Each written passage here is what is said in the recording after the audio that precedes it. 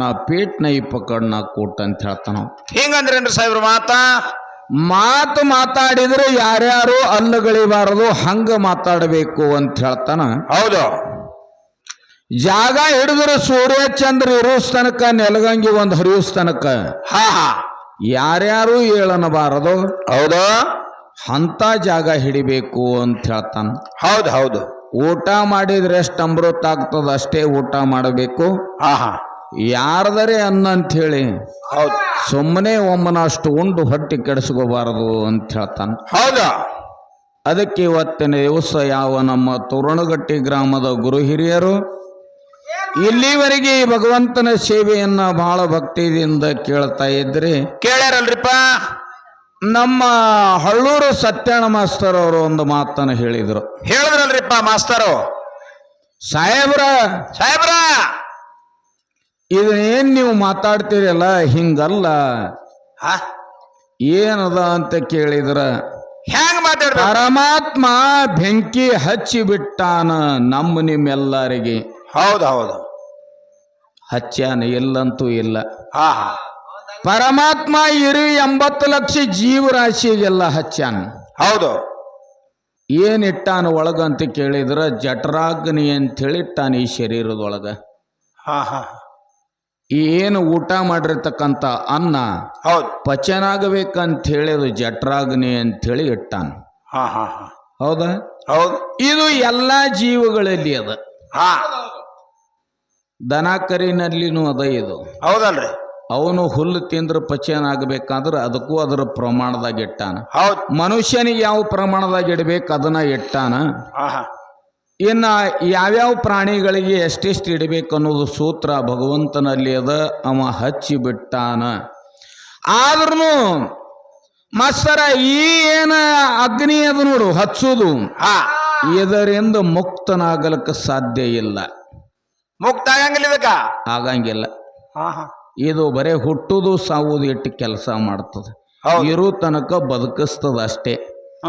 ಆದ್ರೂ ಮುಕ್ತನಾಗಬೇಕಾದ್ರೆ ನಾವು ಎಂತ ಬೆಂಕಿ ಹಚ್ಕೋಬೇಕು ಅಂತ ಕೇಳಿದ್ರ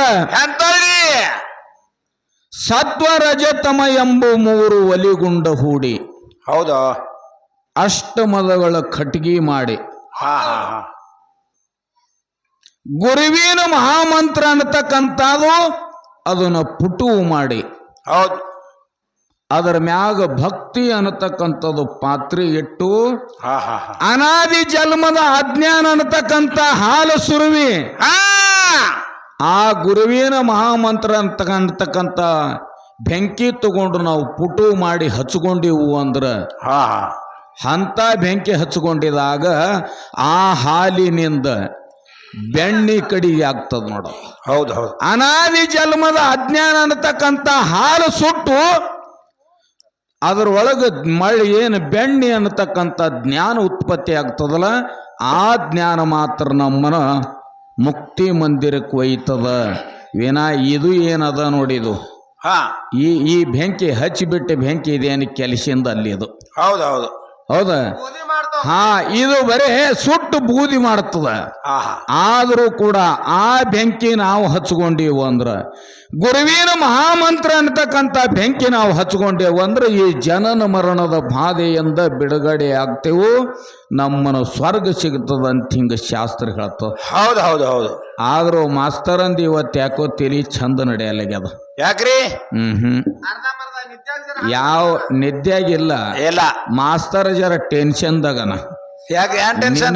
ಮೊನ್ನೆ ಅವರು ಕಾಕ ಅವರು ಸರಿ ಹೋದ್ರು ಅದಕ್ಕೊಂದ್ ಸ್ವಲ್ಪ ಟೆನ್ಷನ್ ಆಗ್ಯದ ಮಾಸ್ತರ್ಗ. ಹೌದಿಲ್ಲ? ಆದ್ರೂ ಇಂಥ ಬೆಂಕಿ ಹಚ್ಕೊಂಡಿರ್ತಕ್ಕಂಥವ್ರು ಯಾರು ಅಂತ ಕೇಳಿದ್ರ ಯಾರಿಪ್ಪ? ನಾ ಆಗಾಳೆ ಕಬೀರದಾಸನ ಚರಿತ್ರೆ ಹೇಳಿದ ಬಹಿರಂಗದಲ್ಲಿ. ಹೌದಾ? ನಮ್ಮ ಈ ಸಾಮಾನ್ಯ ಜನರಿಗೆ ಜಲ್ದ ತಿಳಿದು ಬರಲಿ ಅಂಥೇಳಿ ಅವ ಹಚ್ಚಿದ ಇವ ಹಚ್ಕೊಂಡಿದ ಅಂಥೇಳಿ ಬಹಿರಂಗದೊಳಗಿರ್ತಕ್ಕಂಥ ಒಂದು ಚರಿತ್ರೆ ಹೇಳಿದಾಗ ಸತ್ಯಣ್ಣ ಮಾಸ್ತರ್ ಹೇಳಿದ್ರು ಅವ್ರು ಹಚ್ಚಿದಾಗನೇ ಮತ್ತ ಆಕಿನ ಪುನರ್ಜನ್ಮ ಐತಲ್ಲ ಅಂತಾರ. ಅವರು ಹಚ್ಚಿದಾಗಷ್ಟೇ ಅಲ್ಲ, ಅವರು ಹಚ್ಕೊಂಡಿದಾಗ ಆಗ್ಯದದು. ಕಬೀರದಾಸ ತಾನು ಗುಡಿಸಲಿಕ್ಕೆ ಬೆಂಕಿ ಹಚ್ಕೊಂಡ, ಆ ಹೆಣ್ಮಗಳು ತಾನು ಗುಡಿಸಲಿಕ್ಕೆ ಬೆಂಕಿ ಹಚ್ಕೊಂಡಾಗ ಆಗ್ಯದದು. ಹೌದು. ಸುಮ್ಮನೆ ಅಗಲಕ್ಕೆ ಬರಂಗಿಲ್ಲ. ಈ ವಿಷಯ ಹೆಂಗದ ಅಂತ ಕೇಳಿದ್ರ ಹಚ್ಚೋದು ಹಚ್ಕೊಳ್ಳೋದು ಹಾ ಸೂಜಿಗೆ ದಾರ ಇದ್ದಂಗ, ಅದ್ರಾಗೆ ಅದು ಅದ ಅದ್ರಾಗೆ ಅದು ಅದ. ಹಾ ಬೀಳಿಸಿ ದೂರ ಒಯ್ಲಿಕ್ಕೂ ಬರಂಗಿಲ್ಲ. ದೂರ ಒಯ್ದ್ರ ವಿಷಾಂತರ ಆಗ್ತದ ಅಂತ ಹೇಳಿ ದೂರ ಒಯ್ಲಿಕ್ಕೆ ಬರಂಗಿಲ್ಲ. ಹೌದು.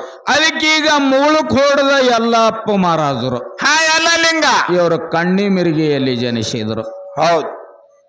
ಅವ್ರ ಎಂಥವ್ರು ಅಂತ ಕೇಳಿದ್ರ ರೂಗಿ ಜಟ್ಟಿಂಗರಾಯನ ಹರಕೆಯಿಂದ ಅವರು ಕಾಶಿಬಾಯಿ ಅವರು ಇಂಥ ಮಗನ ಜನ್ಮ ಕೊಟ್ಟಿದ್ರು. ಹಾ ಹಾ ಮುಂದೆ ಎಲ್ಲಾ ಲಿಂಗರು ಉಂಡು ತಿಂದು ಪ್ರಾಯಕ್ಕೆ ಬಂದ್ರು. ಹೌದು. ಬಂದ ಮೇಲತ್ತೆ ಕುಸ್ತಿ ಪೈಲ್ವಾನ್ರಾಗಿದ್ರು. ಅವರು ಶಬಾಸ್. ಅವರು ಕುಸ್ತಿ ಪೈಲ್ವಾನ್ರಾಗದಾಗ ತಂದೆ ತಾಯಿ ಕೂಡಿಕೊಂಡು ಏನ್ ಮಾಡಿದ್ರಿ? ಮಗ ಪ್ರಾಯಕ್ಕೆ ಬಂದಾನ ಅಂತ ಹೇಳಿ ಲಗ್ನ ಮಾಡಿದ್ರು. ಹಾ ಹಾ ಲಗ್ನ ಮಾಡಿದಾಗ ಮೊದಲಿನ ಹೆಂಡತಿ ತೀರ್ಕೊಂಡು ಹೋದಳು. ಹೌದಾ? ಕೆಲವು ದಿನದಾಗೆ ಮುಂದೆ ಎರಡನೇ ಲಗ್ನ ಮಾಡಿದ್ರು. ಆ ಎರಡನೇ ಹೆಂಡತಿ ಏನಿದ್ದಳಲ್ಲ ಹಾ ಗರ್ಭವತಿ ಇದ್ದಳು. ಹೌದು ಹೌದು. ಎಂದ ನಾಳೆ ಪ್ರಸೂತಿ ಆಗತಾಳ ಅನ್ನುವಂಥ ಮೋಸಮದಲ್ಲಿದ್ದಾಗ ಎಲ್ಲ ಲಿಂಗರು ಅಲ್ಲಿ ಇರುವಂಥ ಕ್ಯಾಡ್ಗಿ ಊರಿಗೆ ಕುಸ್ತಿಗೆ ಹೋಗಿದ್ರು. ಹೌದು. ಹೋಗಿ ಹೊಳ್ಳಿ ಬರೋದ್ರೊಳಗ ಈ ಇದ್ದ ಹೆಂಡ್ತಿನೂ ತೀರ್ಕೊಂಡು ಹೋದಳು. ಹಾ ಹಾ ಹಾ ತೀರ್ಕೊಂಡ ಸಮಯದಾಗ ಏನಾಗಿತ್ತು ಅಂದ್ರೆ ಎಲ್ಲ ಲಿಂಗರು ತಮ್ಮ ಕೈಲಿ ಹೆಣ್ತಿನ ಚಿತಾಭಸ್ಮ ಮಾಡಿದ್ರು, ಅಗ್ನಿ ಹಚ್ಚಿಬಿಟ್ರು.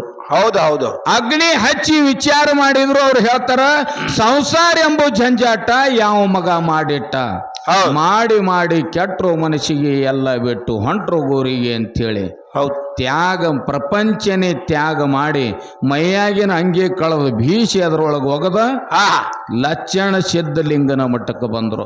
ಹೌದಾ? ಸಿದ್ಧಲಿಂಗನ ಶಿಷ್ಯಾಗಿ ಬಹಳ ದಿವಸ ದುಡಿದ್ರು. ದುಡಿದ ಸಮಯದೊಳಗ ಗುರುವಿನ ಮಹಾಮಂತ್ರ ಅನ್ನತಕ್ಕಂಥ ಉಪದೇಶದ ಬೆಂಕಿ ಹಚ್ಕೋಬೇಕಂತ ಹೇಳಿ ಹೌದು. ಬಹಳ ದಿವಸ ಕಷ್ಟಪಟ್ಟು ದುಡಿದ್ರು. ಆಗ ಎಲ್ಲ ಲಿಂಗರು ಸತ್ವರಜತಮ ಎಂಬ ಒಲಿಗುಂಡ ಮಾಡಿ ಅಷ್ಟಮದ ಅನ್ನತಕ್ಕಂಥ ಖಡ್ಗಿ ಮಾಡಿ ಭಕ್ತಿ ಎಂಬ ಪಾತ್ರಿ ಒಲಿ ಮ್ಯಾಗಿಟ್ಟು ಅಜ್ಞಾನ ಅಂತಕ್ಕಂಥ ಹಾಲು ಸುರುವಿ ಬುಡುಕ ಗುರುವಿನ ಮಹಾಮಂತ್ರ ಅನ್ನತಕ್ಕಂಥ ಬೆಂಕಿ ಪುಟ್ಟು ಮಾಡಿದಾಗ ಆ ಬೆಂಕಿ ಹಚ್ಕೊಂಡಿದಾಗ ಏನಾಗಿತ್ತು ಅಂತ ಕೇಳಿದ್ರೆ ಮುಂದೆ ಅದರಿಂದ ಜ್ಞಾನ ಬೆಣ್ಣೆ ಅನ್ನತಕ್ಕಂಥ ಜ್ಞಾನ ಹುಟ್ಟಿ ಬಂತು. ಬಂದ ಸಮಯದೊಳಗ ಎಲ್ಲ ಲಿಂಗನಲ್ಲಿ ಈ ಜ್ಞಾನ ಉದಯ ಆಗ್ಯಾದ ಇಲ್ಲ ನೋಡ್ಬೇಕಂತ ಹೇಳಿ ಪರೀಕ್ಷೆ ಮಾಡ್ಬೇಕಂತೇಳಿ ಗುರು ಒಂದು 2 ರೂಪಾಯಿ ಕೊಟ್ಟು ಎಲ್ಲ ಲಿಂಗ ಹೇಳ್ತಾನೆ, ಎಲ್ಲ ಲಿಂಗ ಅಂಗಡಿಗೆ ಹೋಗು, ಅಂಗಡಿಗೆ ಹೋಗಿ ಅಕ್ಕಿ ತಗೊಂಡು ಬಾ, ನಾನು ನೀನು ಕೂಡಿ ಅನ್ನ ಸಾರ ಮಾಡಿ ಊಟ ಮಾಡು ನಂದ್ರು. ಹೌದು. ಆ 2 ರೂಪಾಯಿ ತಗೊಂಡು ಎಲ್ಲ ಲಿಂಗರ ಅಂಗಡಿಗೆ ಹೋಗುವಾಗ ಗುರು ಸಿದ್ಧಲಿಂಗ ಬಡವನ ವೇಷ ಧಾರಣ ಮಾಡಿ ಎದುರಿಗೆ ಬಂದು ಭೌತಿ ಭಿಕ್ಷಾಂದಿಹಿ ಅಂದ. ಆಗ ಎಲ್ಲ ಲಿಂಗರು 2 ರೂಪಾಯಿ ಅವನು ಉಡ್ಯದಾಗ ನೀಡಿದ್ರು. ಇನ್ನು ಅಕ್ಕಿ ಹಂಗ ತರಬೇಕಂತ ವಿಚಾರ ಮಾಡಿದ್ರು. ಹೌದು. ಮಾಡಿದ ಸಮಯದೊಳಗ ಏನಾಗಿತ್ತು ಅಂತ ಕೇಳಿದ್ರ ಇನ್ನು ಕೂಲಿ ಆಳೆದವರು ಯಾರ ಕೂಲಿಗೆ ಹೋಗ್ತಾರ ಅಡವಿ ಕೆಲಸಕ್ಕ ಅವ್ರ ಜೊತೆಗೂಡಿ ಹೋಗಿ ಕೂಲಿ ಮಾಡಿ 2 ರೂಪಾಯಿ ತಂದು ಅಕ್ಕಿ ಒಯ್ದು ಮಠದಾಗ ಅನ್ನ ಸಾರ ಮಾಡಿ ಊಟ ಮಾಡ್ಬೇಕಂದ್ರು. ಹೌದೌದು. ಎಲ್ಲ ಜನರು ಕೂಲಿಗೆ ಹೋಗೋವ್ರಿಗೆ ಕೇಳ್ತಾರಪ್ಪ, ನನ್ನನ್ನು ಇವತ್ತೊಂದು ದಿವಸ ಕರ್ಕೊಂಡು ಹೋಗ್ರಿ ಕೂಲಿಗೆ. ಅವ್ರಂದ್ರು ನೀ ಮೊದಲೇ ಸಾಧು ಮಠದಾಗಿರವ ದುಡಿಯವೇನು ಬಿಡವಂದ್ರ ಅವ್ರು. ಹೌದು. ನಿನಗೆ ನಾವು ಕರ್ಕೊಂಡು ಹೋಯ್ದ್ರೆ ನಾಳೆ ರೈತರು ನಮ್ಮನ್ನು ಕೆಲಸಕ್ಕೆ ಹಚ್ಚಲಿಕ್ಕಿಲ್ಲ ಅಂಥೇಳಿ ಧಿಕ್ಕಾರ ಮಾಡಿದಾಗ ಎಲ್ಲ ಲಿಂಗರು ಹಿಂಗ ತಿರುಗಾಡುತ್ತ ಊರು ಹೊರಗೆ ಬಂದರು. ರೈಲ್ವೆ ಹಾಳಿತ್ತಲ್ಲಿ. ಆ ರೈಲ್ವೆ ಹೈದು ಒಂದು ನಾಯಿ ಸತ್ತಿತ್ತು, ದುರ್ಗಂಧ ವಾಸನೆ ಎದ್ದಿತ್ತು. ಆ ದುರ್ಗಂಧ ವಾಸನೆ ಎದ್ದಾಗ ಅಲ್ಲಿ ಹೋಗಿ ನೋಡ್ತಾರ ನಾಯಿ ಶಟದ್ ಬಿದ್ದಿತ್ತು. ಆಗ ಗುರುವಿನ ನಾಮಸ್ಮರಣೆಯನ್ನ ಮಾಡಿ ನೀ ಯಾಕೋ ಇರ್ಲಿ ಹಂಗ್ಯಾಕೋ ನಿನ್ನ ನಾಮದ ಬಲ ಒಂದು ಸಾಕತ್ ಹೇಳಿ ಹೆಗಲ ಮೇಗಿನ ಶಲ್ಯ ತೆಗೆದ ನಾಯಿ ಉದರದಲ್ಲಿ ಇರ್ತಕ್ಕಂಥ ಹುಳುಗಳೆಲ್ಲ ಶಲ್ಯದಾಗ ತಗೊಂಡ ಶಲ್ಯ ಕೈಗೆ ಸುತ್ತಕೊಂಡು ಗುರುವಿಗೆ ಕಾಣಲಾರದಂಗ ಮಠಕ್ಕೆ ಬಂದ್ರು. ಒಂದು ಪಾತ್ರೆಯಲ್ಲಿ ಹಸನಾಗಿ ಹುಳುಗಳೆಲ್ಲ ತೊಳೆದ್ರು. ತೊಳೆದು ಒಲಿ ಮ್ಯಾಗ ಇಟ್ಟು ಬುಡುಕು ಉರಿ ಹಚ್ಚಿ ಉಟು ಮಾಡಿ ಬಿಟ್ರು. ಮಾಡಿದಾಗ ಸಿದ್ಧಲಿಂಗರು ಹೊರಗಿಂದ ಬಂದ್ರು. ಎಲ್ಲ ಲಿಂಗ ಎಟ್ಟೋತಾತೋ ಅನ್ನ ಕುದ್ದದಿಲ್ ನೋಡಂದ್ರ ಅವ್ರು ಹಸುವಾಗ್ಯಾವ ಭಾಳ ಅಂದಾಗ ಮ್ಯಾಗಿನ ಪ್ಲೇಟ್ ತೆರೆದು ನೋಡಿದಾಗ ನಾಯಿ ಹುಳುಗಳು ಹೋಗಿ ಪಂಚಾಮೃತ ಅಕ್ಕಿ ಅನ್ನಗಿತ್ತದು. ಹೌದಾ? ಆಗ ಗುರು ಶಿಷ್ಯರು ಕೂಡಿ ಒಂದೇ ಅಗಲಾಗ ಊಟ ಮಾಡ್ತಿರುವಾಗ ಸಿದ್ಧಲಿಂಗರ್ ಅಂತಾರೆ, ಎಲ್ಲೋ ಎಲ್ಲ ಲಿಂಗ ದಿನ ಬ್ಯಾರೇದವ್ರ ಅಂಗಡಿ ಅಂತ ತರ್ತಿದ್ ಕಾಣ್ತದ ಅಕ್ಕಿ, ಇವತ್ತು ಬ್ಯಾರೇದವ್ರ ಅಂಗಡಿ ಅಂತಂದಂಗ ಕಾಣ್ತಿ, ಅದಕ್ಕೆ ಇವತ್ತು ಯಾರ ಅಂಗಡಿ ಅಂತಂದಿದ್ ನೋಡು ಅವ್ರ ಅಂಗಡಿ ಅಂದಿ ದಿನಾನಿತ್ಯ ತರ್ತವ ಅಂದ್ರು. ಆಗ ಎಲ್ಲಾ ಲಿಂಗರು ಎದ್ದು ಸಿದ್ಧಲಿಂಗನ ಪಾದ ಹಿಡಿದ್ರೆ, ಅಪ್ಪ ಭಗವಂತ ಇದನ್ನೆಲ್ಲ ನಿಂದೇ ಲೀಲ ಅದ, ನಿನ್ನದಿಂದನೇ ಇಂಥ ಕೆಲಸ ಆಗ್ಯದ ಅಂದಾಗ ಅವನ ತಲೆ ಮ್ಯಾಗ ಹಸ್ತಿ ಎಳೆದು ಹೇಳ್ತಾರ, ನಾನು ನೀನು ಒಂದೇ ಜಾಗದ ಮ್ಯಾಗ ಇರಬಾರ್ದು, ಅದಕ್ಕೆ ನೀ 3 ರಾತ್ರಿ ಹಗಲ ನಡೀತ್ ಹೋಗು, ಎಲ್ಲಿ ಹೊತ್ತು ಮುಳುಗ್ತದ ಅಲ್ಲಿ ವಸ್ತಿ ಮಾಡು, ಮುಕ್ತಿ ಮಂದಿರ ಮುಗುಳು ಕೊಡು ಅನ್ನಿಸ್ತಂತ ಹೇಳಿ ಆಶೀರ್ವಾದ ಮಾಡಿ ಕೈಯಾಗ ಒಂದು ದಂಡಕೋಲ ಜೋಳಿಗೆ ಕೊಟ್ಟು ಆಶೀರ್ವಾದ ಮಾಡಿ ಕಳಿವ್ಯಾರ. ಆಗ 3 ದಿವಸ 3 ಹಗಲ ರಾತ್ರಿ ನಡೀತು ಹೋಗಿ ಮುಗುಳು ಕೊಡಕ್ಕೆ ವಾಸ ಮಾಡಿದಾಗ ಆ 3ನೇ ದಿವಸಕ್ಕೆ ಮುಗುಳು ಕೊಡಕ್ಕೆ ಹೋದಾಗ ಹೊತ್ತು ಮುಳುಗುತ್ತು, ಅಲ್ಲಿ ವಾಸ ಮಾಡಿದ್ರು, ಅದು ಮುಕ್ತಿ ಮಂದಿರ ಮುಗುಳು ಕೊಡು ಅನ್ನಿಸ್ತು. ಹೌದು. ಎಲ್ಲ ಲಿಂಗರ ಇಂಥ ಕೀರ್ತಿ ಪಡಿಬೇಕಾದ್ರ ಏನ್ ಮಾಡ್ಯಾರ? ಈ ಹೊರಗಿನ ಬೆಂಕಿ ತೆಗೆದು ತಮ್ಮ ಮೈಗೆ ಹಚ್ಕೊಂಡಿಲ್ಲವರು. ಇವೆಲ್ಲ ಕಟ್ಗಿ ಸುಟ್ರು ಬೂದಿ ಆಗುವಂತ ಬೆಂಕಿ ಅದು. ಹೌದು. ಇದು ಎಂತದು ಷಡವೈರಿಗಳನ್ನ ನಾಶಿ ಮಾಡುವಂಥದ್ದೇನು ಬೆಂಕಿ ಹಚ್ಕೊಂಡ್ರಲ್ಲ, ಆಗ ಅವ್ರಿಗೆ ಭೂಮಿ ಮ್ಯಾಗ ಮುಕ್ತಿ ಮಂದಿರ ಮುಗಳು ಕೂಡ ಅನಿಸೋದಕ್ಕೆ ದೊಡ್ಡ ಶರಣರಾಗಿ ಮೆರೆದರು. ಹೌದಾ? ಅದಕ್ಕೆ ಎಂತ ಬೆಂಕಿ ಹಚ್ಕೋಬೇಕು ನಾವು ನೀವು ಅಂತ ಕೇಳಿದ್ರ, ನಾವು ನೀವು ಎಲ್ಲರೂ ನರ ಜನ್ಮಕ್ಕ ಜನಿಸಿ ಬಂದ ಮೇಲೆ ಈ ಧ್ಯೇಯನು ಸುಟ್ಟಿರ್ಬೇಕು. ಹೌದು. ಜನರ ಕಣ್ಣಿಗೆ ಇದ್ದಂಗ ನಿಜವಾಗಿ ಕಾಣ್ತಿರ್ಬೇಕು. ಭಗವಂತನ ದರ್ಶನ ನಮಗಾಗಬೇಕು, ಗುರುನಾಥನ ಕೃಪಾಶೀರ್ವಾದ ಆಗಬೇಕು. ಅಂಥ ಬೆಂಕಿ ಜಗತ್ತಿನಲ್ಲಿ ಬಂದು ನಾವು ನೀವು ಹಚ್ಕೋಬೇಕು. ಹಚ್ಚಿದಾಗಿ ಜನ್ಮ ಸಫಲ ಆಗ್ತದ, ಈ ಜೀವನಿಗೆ ಸ್ವರ್ಗ ಸಿಗ್ತದ, ಮುಕ್ತಿ ಮಂದಿರ ಸಿಗ್ತದ. ಅದಕ್ಕೆ ಅಂಥ ಬೆಂಕಿ ನಾವು ನೀವು ಹಚ್ಕೋಬೇಕಾಗ್ಯದ. ಹೌದೌದು. ಅದಕ್ಕಿರಲಿ ಇವತ್ತಿನ ದಿವಸ ಈ ನಮ್ಮ ತೋರಣಗಟ್ಟಿ ಗ್ರಾಮದ ಹಿರಿಯರು ಬಹಳ ಭಕ್ತಿಯಿಂದ ಭಗವಂತನ ಸೇವೆಯನ್ನು ಕೇಳ್ತಾ ಇದ್ರಿ. 1 4 ನುಡಿ ಚಾಲ ಹಾಡೋಣ. ಹಾಡ್ರಿ ಪಾಡ್ರಿ.